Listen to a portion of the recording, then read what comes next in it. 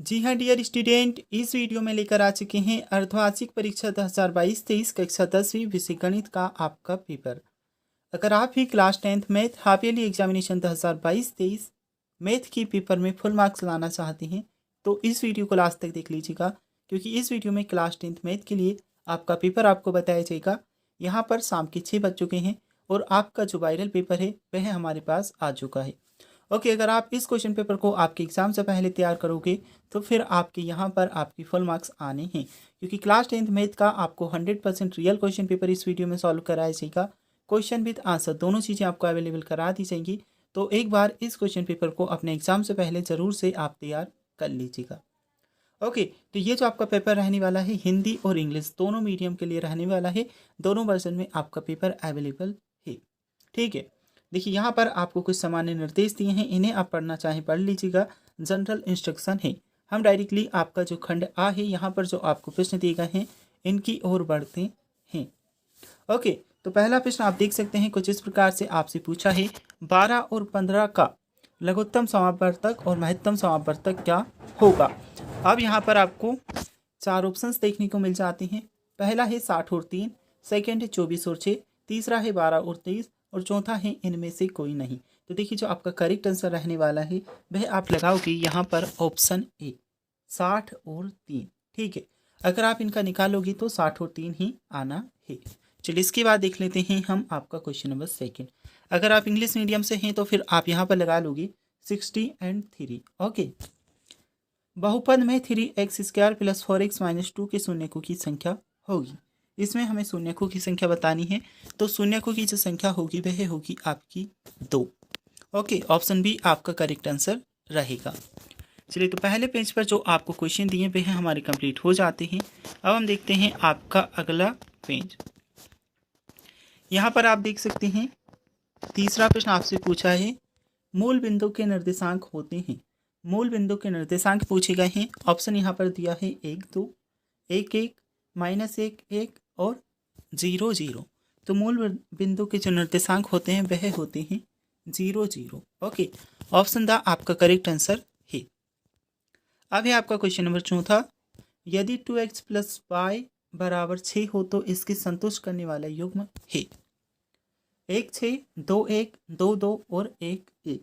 इसमें जो आपका आंसर रहेगा वह आप लगाओगे क्या, जो आपको ऑप्शन दिया है ऑप्शन सा 2 2, यह आपका सही उत्तर है। इसके बाद आप देख सकते हैं आपका आ जाता है पांचवा प्रश्न, समीकरण ax² + bx + c = 0, a बराबर 0, a बराबर नहीं 0 के मूल वास्तविक नहीं होंगे यदि। ठीक है, तो जो आपका पांचवा प्रश्न रहने वाला है इसमें आप उत्तर क्या लगाओगे, इसमें आपको लगाना है ऑप्शन जो आपको आ दिया है b² - 4ac, ये आपका करेक्ट उत्तर है। इसके बाद हम देखेंगे आपका अगला प्रश्न, एक समांतर श्रेणी 3 7 11 15 के लिए सारवंतर होगा। अब देखिए सारवंतर निकालने के लिए हम करते क्या हैं।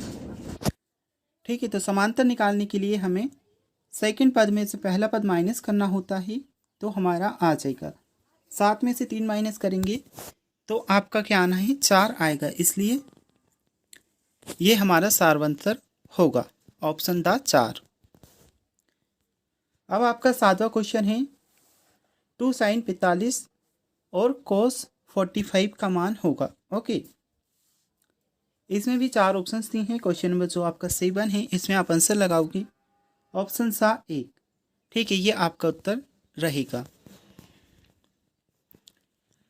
एक वृत्त की कितनी स्पर्श रेखाएं हो सकती हैं, इसमें भी आपको 4 ऑप्शंस दिए हैं। क्वेश्चन नंबर आपका 8 है, उत्तर में आप लगाओगे ऑप्शन बा अनंत। ओके, ये आपका उत्तर रहेगा। इसके बाद आपका अगला प्रश्न है वृत्त का क्षेत्रफल ज्ञात करने का सूत्र है। ठीक है, तो इसमें आपको सूत्र बताना है 2πr πr² / 180 πr², इनमें से कोई नहीं। क्वेश्चन नंबर 9 में जो आप आंसर लगाओगे ऑप्शन सी, आपको उत्तर लगाना है πr²। ओके, वृत्त का क्षेत्रफल ज्ञात करने के लिए πr² सूत्र है। यदि एक बेलन की ऊंचाई 11 सेंटीमीटर तथा उसका वक्र पृष्ठीय क्षेत्रफल 968 सेंटीमीटर स्क्वायर है तो बेलन की त्रिज्या होगी 10 सेंटीमीटर, 11 सेंटीमीटर, 12 या फिर 14 सेंटीमीटर। इसमें भी जो आप आंसर लगाओगे वह आपको लगाना है ऑप्शन आपका द 14 सेंटीमीटर। अब आपका है क्वेश्चन नंबर 11वां, 1 टन 53967 का माध्य है। ओके, तो 4 है, 5 है, 6 है या फिर 7 है। इसमें जो आप उत्तर लगाओगे ऑप्शन बी आपका आंसर रहेगा 5। अब आ जाता है आपका अगला प्रश्न, एक पासी को एक बार फेंका जाता है, सम संख्या को प्राप्त करने की प्रायिकता है। तो इसमें प्रायिकता हमें बतानी है। क्वेश्चन नंबर जो आपका 12 है, इसमें 1/2 आपका उत्तर रहेगा। ठीक है, इसके बाद आपके रिक्त स्थान आ जाते हैं सेकंड क्वेश्चन में। 3 + 2 करनी 5 एक संख्या है, तो परिमेय संख्या है या अपरिमेय संख्या। ओके, इसमें जो आप आंसर लगाओगे वह आपको लगाना है परिमेय संख्या। सभी व्रत होते हैं, तो सभी व्रत समरूप होते हैं, है ना, इसलिए सिमिलर आप लगा लोगे। ऑप्शन जो आपको दिया है सिमिलर, ये इसमें वैसे समरूप होना था बट नहीं दिया, तो आप सर्वांग सम लगा लीजिएगा। इसके बाद है आपका तीसरा क्वेश्चन। तो तीसरे क्वेश्चन में जो आपको आंसर लिखना है वह लिखना है tan 30 tan 60 का मान होगा, इसमें आपको लिखना 1। ठीक है, इन दोनों का मान कितना होगा, 1 होगा।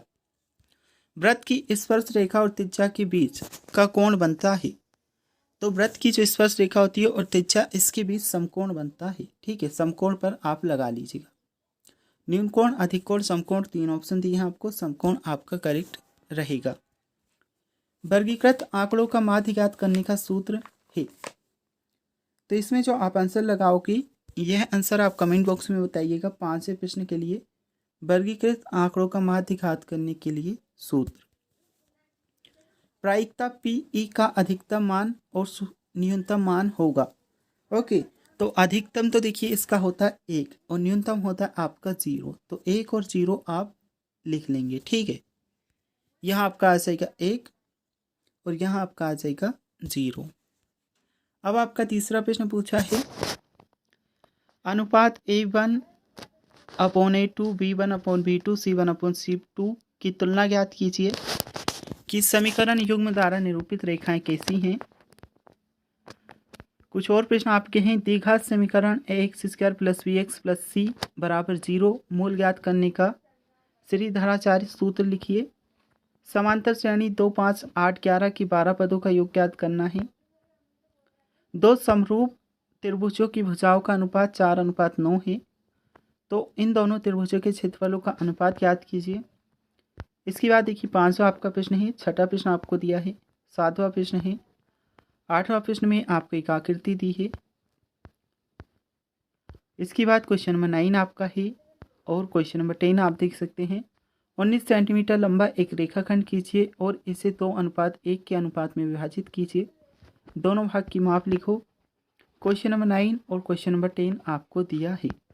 एक बक्से में 3 नीली, 2 सफ़ेद और 4 लाल गेंदें हैं।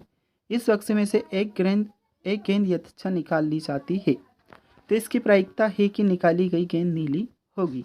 ओके, इसके बाद खंड बा में आपको कुछ प्रश्न पूछे गए हैं। सेक्शन बी आपका आ जाता है, दो संख्याओं 96 और 404 का महत्तम समापवर्तक हमें निकालना है। एक द्विघात बहुपद ज्ञात कीजिए जिसके शून्यक 4 और 1 हैं। द्विघात समीकरण 6x² - x - 2 के सूत्र ज्ञात कीजिए। इधर क्वेश्चन नंबर 7 आप देख सकते हैं। ओके, क्वेश्चन नंबर 8 आपको दिया है। क्वेश्चन नंबर 9 में आपको दिया है 6.7 सेंटीमीटर लंबाई का रेखाखंड खींचकर उसका 2:3 में आंतरिक विभाजन कीजिए। क्वेश्चन नंबर 10वां 2 मार्क्स के लिए आपका प्रश्न रहेगा, 5 सेंटीमीटर त्रिज्या के वृत्त पर ऐसी 2 स्पर्श रेखाएं खींचिए जो परस्पर 60 डिग्री की कोण पर झुकी हों। क्वेश्चन नंबर 11, 12, 13 और क्वेश्चन नंबर 14 आप यहाँ से देख सकते हैं। ठीक है, क्वेश्चन नंबर 14 में आपको दिया है बीमाओं 5.5 सेंटीमीटर × 10 सेंटीमीटर × 3.5 सेंटीमीटर वाला एक घनाभ बनाने के लिए 1.75 सेंटीमीटर व्यास में MA मोटाई वाली कितने चांदी के सिक्कों को पिघलाना पड़ेगा। एक बारंबारता बटन में माध्य ज्ञात कीजिए। अब इसके बाद आपका खंड सा आपको देखने को मिलेगा, 2 और 101 के मध्य 5 से विभाजित होने वाली सभी प्राकृत संख्याओं का योगफल ज्ञात करना है।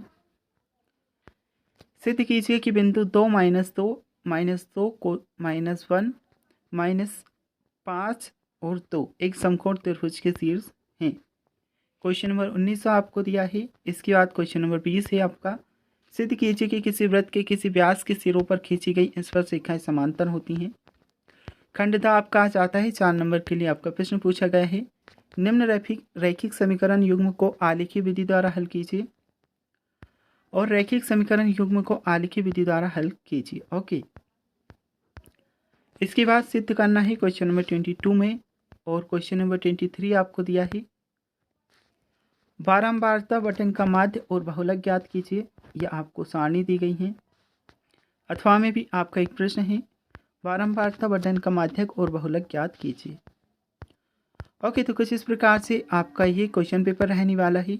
एक इम्पोर्टेंट क्वेश्चन पेपर है। अगर आप इन प्रश्नों को तैयार करते हो तो निश्चित तौर पर आपके अच्छे मार्क्स आने वाले हैं, क्योंकि ये आपका मॉडल पेपर रहने वाला है। इसी बेस पर आपका एग्ज़ाम होगा।